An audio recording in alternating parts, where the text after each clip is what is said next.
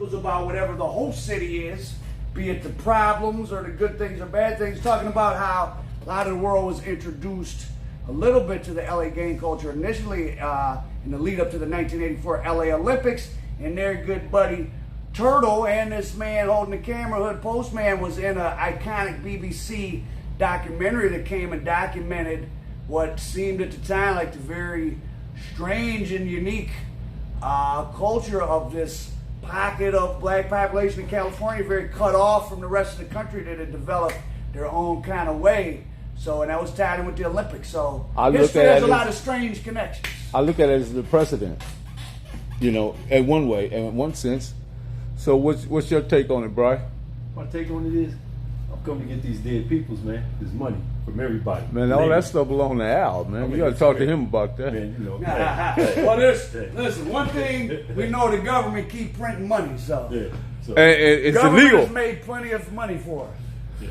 And backtracking my take on it, I think two things, man, contribute to the unfortunate explosion of Crips and Bloods across the United States and out of the country and in other countries.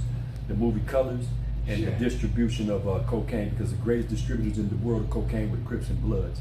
They would get on a plane and go anywhere, any city in America. Would that be black exploitation on our behalf, or was we led? Just simple economics. Economics, Simple economics. Ounce of cocaine is 300 in LA, it's 900 in Tulsa. What you gonna do? Go to Tulsa. Especially when in Tulsa they don't even know what that red rag hanging out your pocket even means. And you're wearing khakis and a sweatshirt. Oh, look at those nice young men going to work dressed in their work clothes.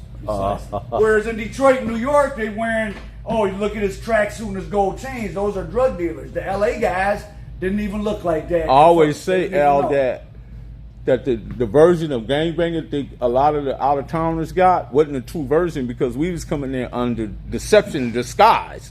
So what they thought they was really getting was a deceptive package of. He was there to sell drugs. Yes, that was our agenda. And it was a certain kind of person that even went there. Right. Because having been here now, like, gang banging in LA don't really at its essence have nothing to do with making money or none of that. Now there's gang bangers who make money and commit crimes, but you don't have to be a criminal to be a reputable gang member. You ain't got to have no money to be a reputable gang member. You just got to rep the gang reputably.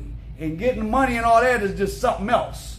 Right. And sometimes those two things may come in conflict, and if you don't choose the gang over the money, you won't be a reputable no more. And that's true story. And you got to understand one last thing.